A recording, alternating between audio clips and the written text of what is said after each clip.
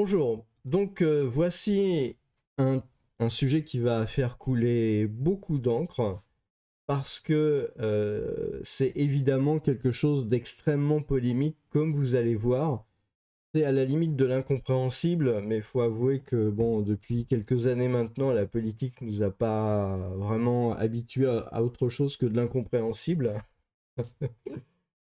C'est tout simplement la mise en place enfin la remise en place de la taxe de la CSG-CRDS tout simplement sur les retraités expatriés. Donc le problème, si vous voulez, c'est que ça concerne tout le monde. C'est-à-dire qu'à partir du moment où ils veulent remettre la CSG et CRDS sur les retraités expatriés, en fait, on comprend très bien quelque part que petit à petit, ils ont envie d'étendre tout leur système de taxation sur les expatriés de manière générale. Malheureusement, c'est assez triste à dire, mais les politiques ont une tellement faible compréhension en fait des mécanismes politiques. Je ne sais pas comment ils font pour être élus, ou je ne sais pas comment d'ailleurs font les électeurs pour voter pour eux. Ce qui est hallucinant, en fait, c'est que, surtout que là, en l'occurrence, c'est des impôts qui sont pris par des gens qui sont de droite, quoi, qui sont entre guillemets de droite, on va dire. Donc on peut penser que leur électorat, il n'est pas spécialement d'accord. Et donc ce qui est assez fou, en fait, c'est qu'on se retrouve avec des choses qui avaient déjà été discutées cet été, hein. Mais pire que ça, on se retrouve avec des choses qui ont déjà été discutées il y a 7 ans, en fait, à partir du moment où, à l'époque, hein, le budget maintien de la CSG-CRDS pour les Français de l'étranger, ça, c'était tout à fait le truc, en fait, des macronistes, hein. Et visiblement, les LR, ils ont repris ça à leur charge. Et visiblement, ils ont peut-être pas trop suivi. Je sais pas, ils avaient peut-être autre chose à faire. Voilà. Ils avaient peut-être RTT ou ils sont peut-être aux 34 heures, je sais pas quoi. Mais en tout cas, ils sont peut-être pas aperçus que sur ce sujet-là, il y a eu des décisions de la Cour européenne de justice sur le sujet pour dire que c'était pas légal. Donc ça, c'est assez fou. Et à l'époque, les macronistes s'étaient battus bec et ongle, hein, pour absolument maintenir la CSG-CRDS sur les Français de l'étranger. C'est ça qui est absolument hallucinant, quoi. Et quand on voit que bah, finalement, il y a beaucoup de gens qui ont voté pour eux, on se demande ou alors ils sont peut-être très généreux, en fait, ça doit être ça. En fait, les gens qui votent pour les macronistes, c'est des gens extrêmement généreux avec l'argent. Bon, on peut peut-être se demander alors, est-ce que l'argent, il a été si durement gagné que ça, finalement? C'est une question. Donc, un amendement au projet de loi de finances sur la sécurité sociale propose d'assujettir les retraités expatriés à la CSG et CRDS, hein. Une mesure jugée injuste par l'opposition, c'est la gauche en l'occurrence là, l'opposition, qui dénonce un impôt sur la nationalité. Non, c'est pas un impôt sur la nationalité. Quand on regarde le texte, on s'aperçoit que c'est valable que vous soyez de n'importe quelle nationalité. Le truc, c'est à partir du moment où vous touchez votre retraite, vous pouvez être de nationalité étrangère, vous allez payer la CSG, CRDS, quoi. Je veux dire, mais il n'en demeure pas moins que ça reste quand même, l'expatrié reste un bouc émissaire qui est extrêmement pratique pour les politiques en France parce que, bah, comme ça touche pas les gens, c'est un peu comme la taxation des milliardaires. Je veux dire, si on vous dit demain on va taxer les gens gagnent, qui sont riches, qui font partie des 0,01% des Français, on va les taxer parce qu'ils sont vraiment trop riches, c'est trop des milliardaires. Je suis pas sûr qu'il va y avoir des manifestations dans les rues pour aller contre cette loi, quoi. Bah, malheureusement, là, c'est un peu pareil, c'est-à-dire que voilà, les expatriés, par définition, ils sont français de l'étranger, donc à l'étranger. Donc c'est extrêmement rare de les voir défiler dans les rues en France pour dénoncer des choses qui peuvent même éventuellement être injustes. Et puis bon, voilà. Donc on va étudier un peu les textes officiels, hein, bien entendu. Alors déjà, l'amendement qui a été déposé, alors visiblement, enfin, je vous recommande d'aller lire l'article hein, sur le petit journal des Français expatriés, des Français de l'étranger. Bon, c'est un journal qui est intéressant, hein, on trouve beaucoup d'informations, donc ça vaut vraiment le coup de le lire régulièrement. Mais donc voilà, le truc c'est que en fait cette chose-là, cet amendement en fait avait déjà été déposé hein, le 17 octobre 2024. On voit qu'il avait d'ailleurs été adopté le mercredi 30 octobre 2024, donc finalement il avait été adopté. Hein, il avait été adopté, ça me paraît assez clair. Alors, je ne sais pas par qui il avait été adopté, cet amendement.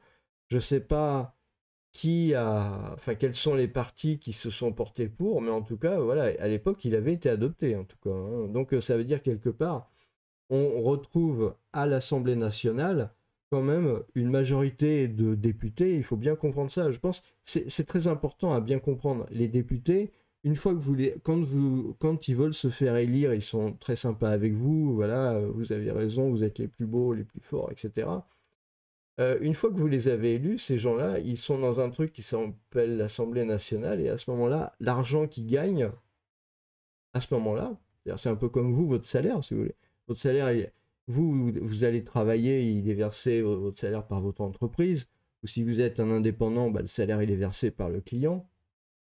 Et donc, voilà.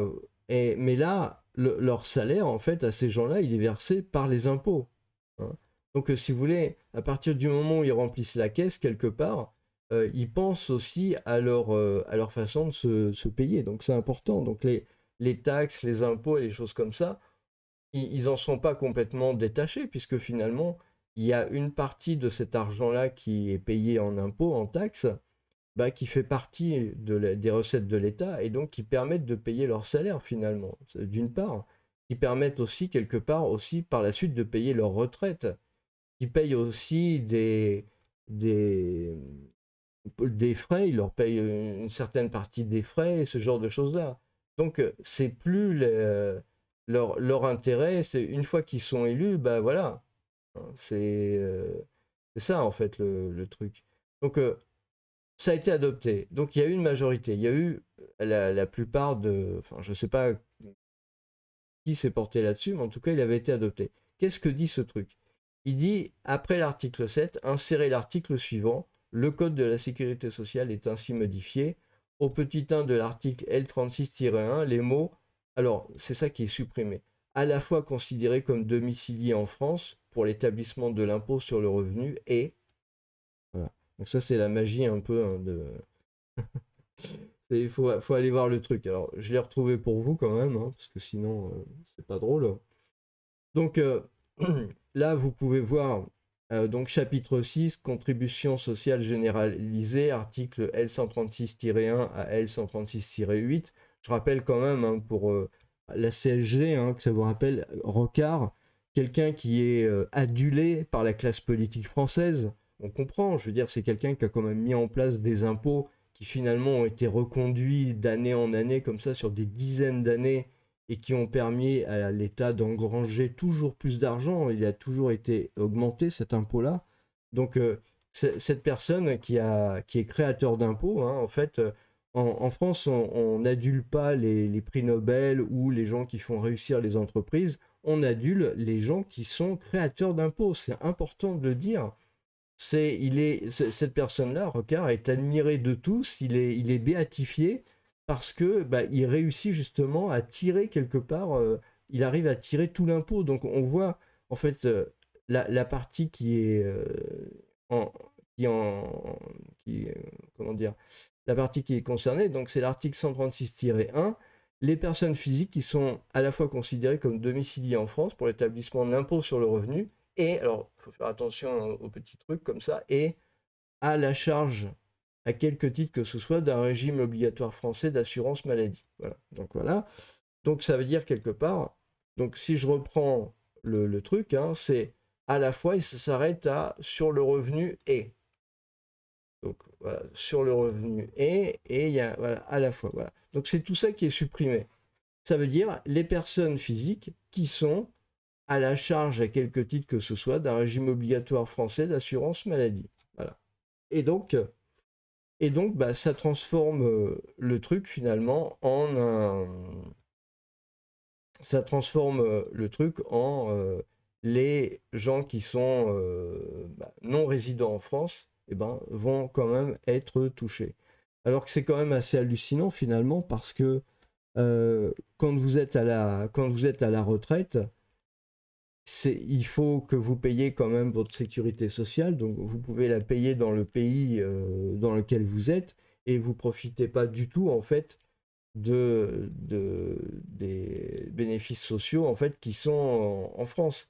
Et c'est ce qu'avait d'ailleurs dit à l'époque la décision de la Cour européenne de justice, hein, je ne me rappelle plus exactement. J'avais traité ça dans une autre vidéo, vous pouvez retrouver ça sur la chaîne.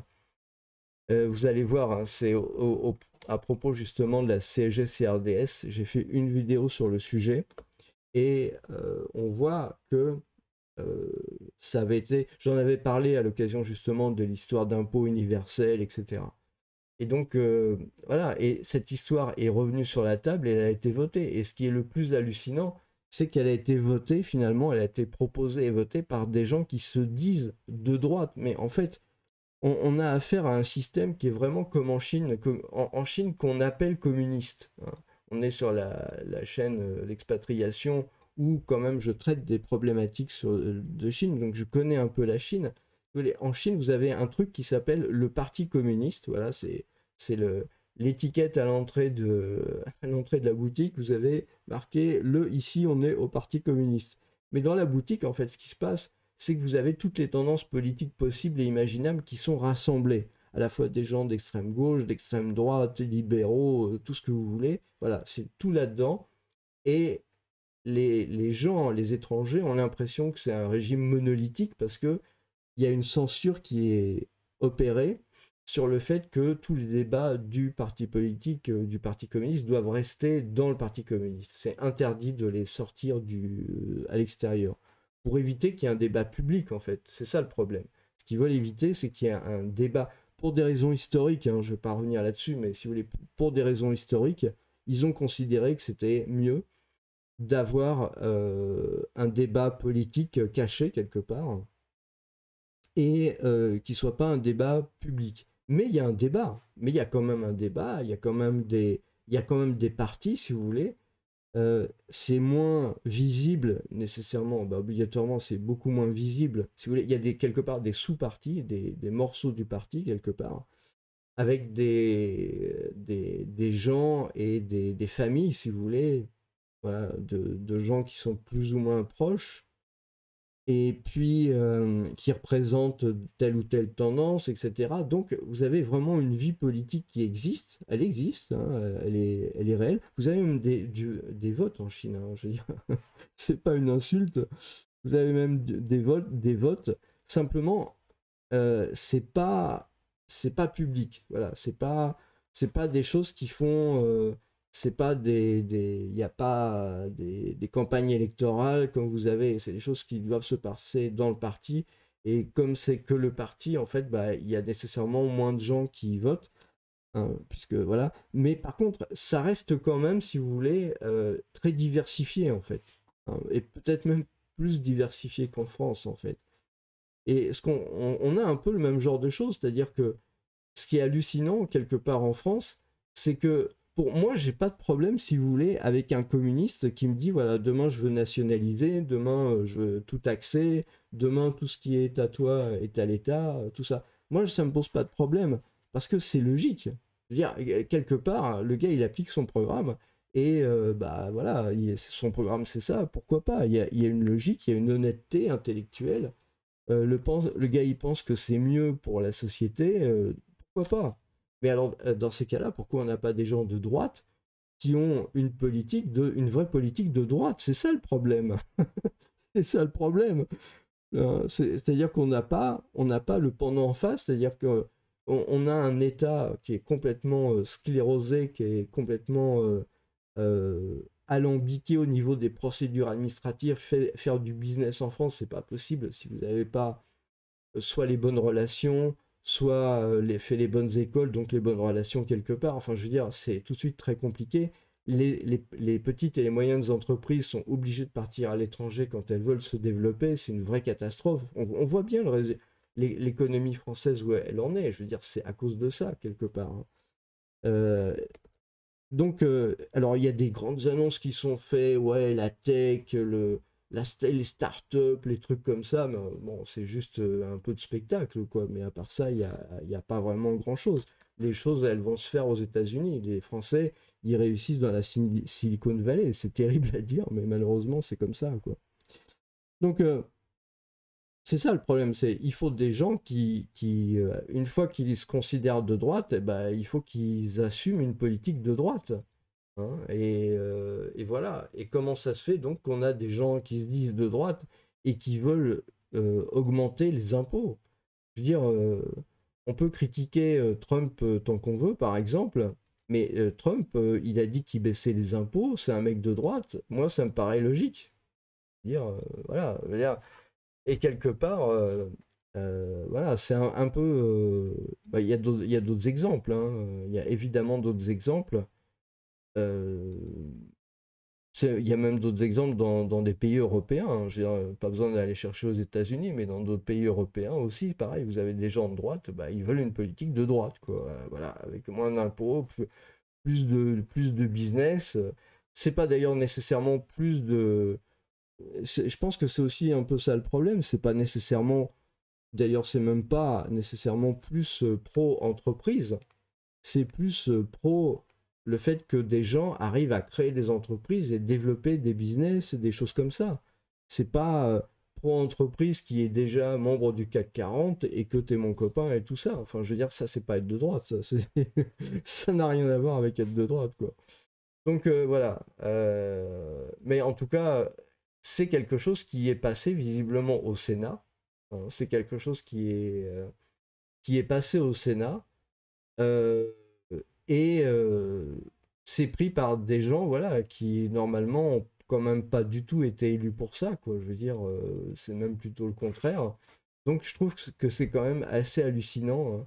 Je maintiens cette idée, hein, c'est-à-dire que en fait, il faut absolument supprimer Sciences Po et l'ENA, ça c'est vraiment quelque chose, et il faut remplacer ça par 2 ans obligatoires de formation à l'écriture des lois, vous voyez, tous ces trucs compliqués là.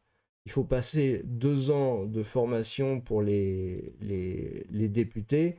Je veux dire, on les paye déjà 5 ans et on a des résultats catastrophiques.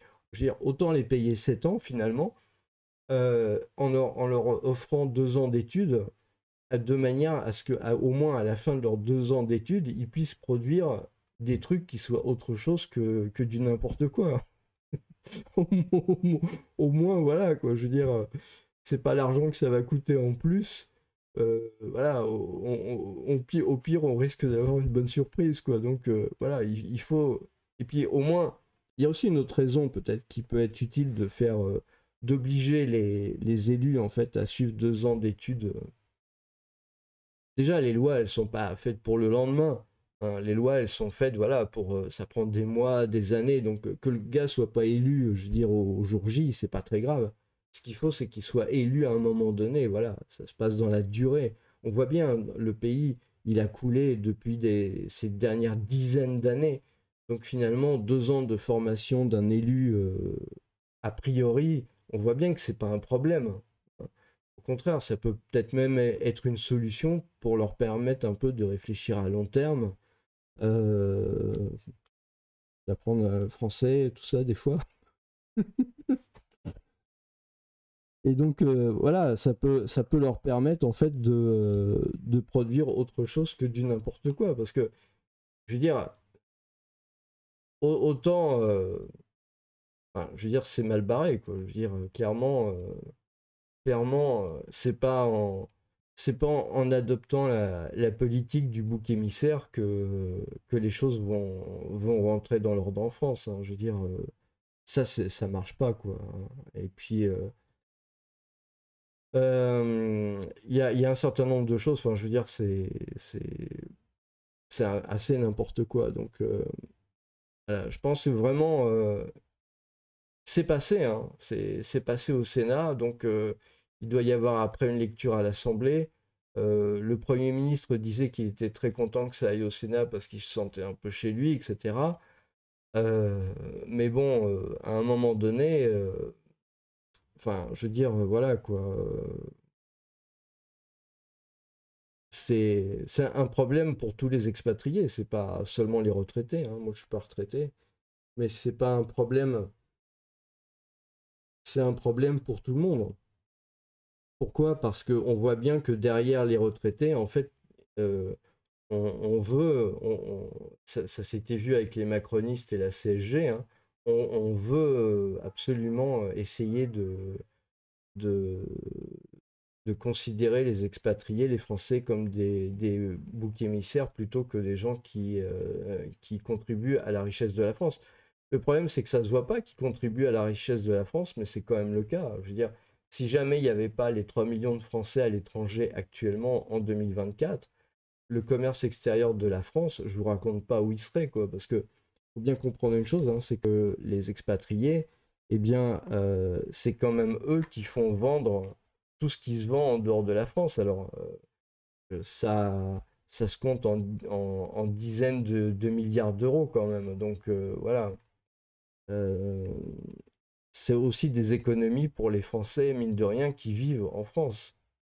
Et de la richesse pour les Français qui sont en France. S'il y a de l'exportation, s'il y a encore hein, de l'exportation, c'est justement parce qu'il y a des expatriés. Dire, le retraité, par exemple, le retraité français qui est à je sais pas où, hein, en Thaïlande ou n'importe où, et qui mange son fromage, machin chose, ou qui boit le rouge, ou, ou je sais pas quoi, ou le saucisson, oui, le saucisson, c'est un truc qui manque, c'est terrible. Je veux dire, quelque part, il contribue non seulement par ses achats au développement économique, pour le coup, de la France métropolitaine, mais vraiment en tant que telle, mais aussi il contribue à l'image de la France parce que il fait quelque part la démonstration des produits français. Je vous signale quand même, vous allez me dire, vous pensez peut-être que c'est du n'importe quoi. Ben moi, je vais vous dire une chose, regardez les chiffres de l'Italie. Vraiment, hein, regardez vraiment les chiffres de l'Italie. C'est un pays qu'on considère économiquement comme pas au top, hein. Mais si vous regardez, comment dire, de manière précise les chiffres de l'Italie, vous allez vous apercevoir que justement, les Italiens, ils sont très fiers des Italiens de l'étranger, ils sont très fiers de leur cuisine à l'étranger, ils sont très fiers de leurs produits à l'étranger. Et vous savez quoi? Eh ben, ils sont, je crois, alors, je crois que c'est quatrième mondial du commerce, devant nous les Français. Devant nous les Français, vous m'entendez bien, hein. Les Italiens, ils sont devant nous dans le commerce international. Alors que ce n'était pas le cas, il y avait je ne sais pas, peut-être ne serait-ce que 10 ans ou 15 ans, hein. Donc il y a vraiment un problème. Je veux dire, la société française, malheureusement, c'est une société qui est sclérosée.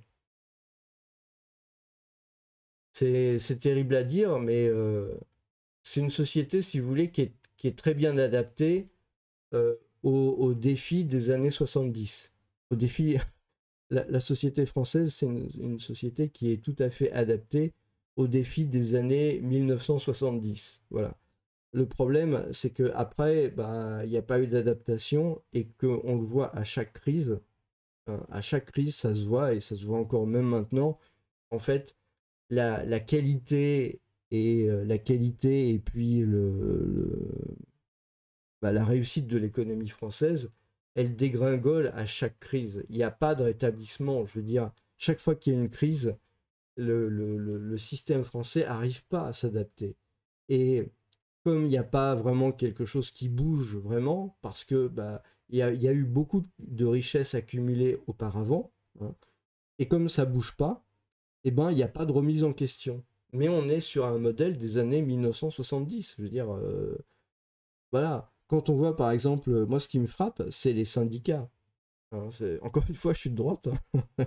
Mais je regarde, je trouve les syndicats, c'est indispensable. Vous avez besoin de syndicats pour pouvoir discuter avec les employés, c'est normal. J'ai été chef d'entreprise, il n'y a pas de souci avec ça.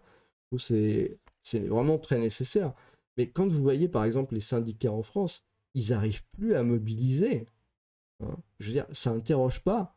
Alors que les syndicats, c'est vraiment des choses qui sont typiques des années, justement, des années 1970. Bon, évidemment, je caricature à dessein, hein. Mais vous voyez, c'est vraiment du passé de chez le passé, quoi, hein. Et maintenant, ils n'arrivent plus à mobiliser. En ce moment, je crois qu'il y a une grève à la SNCF. Vraiment, il y a pas vraiment voilà, d'effet.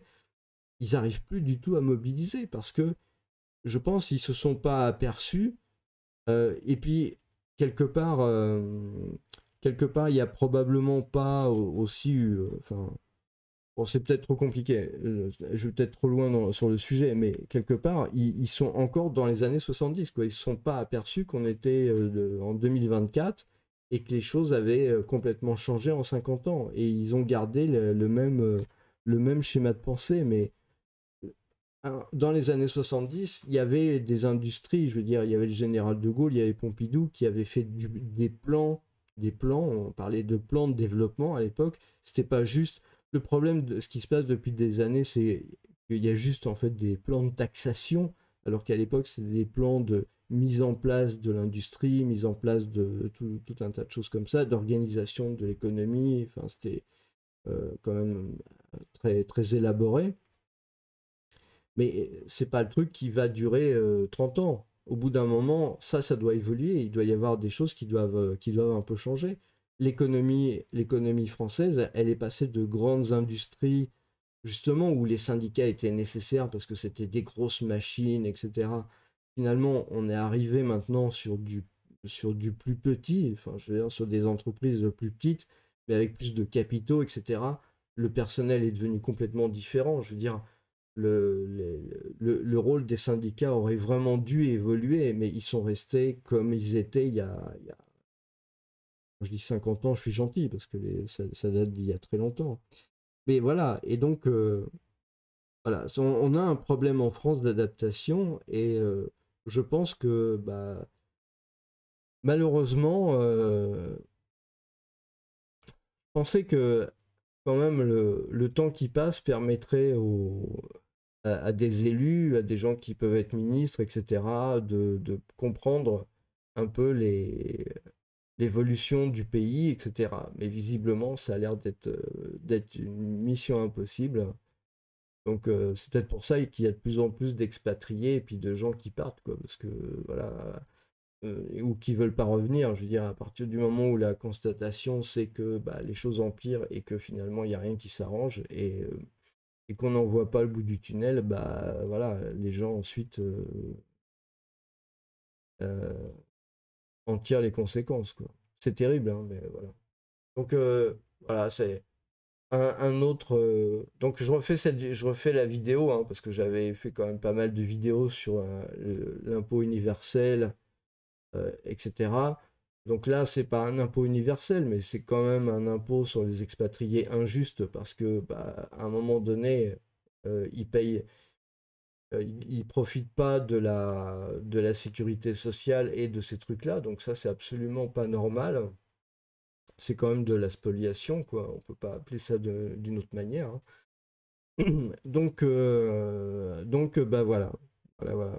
Peut-être que la vidéo elle est suffisamment, oui, elle a commencé à être un peu trop longue. Ok, donc bah écoutez, hein,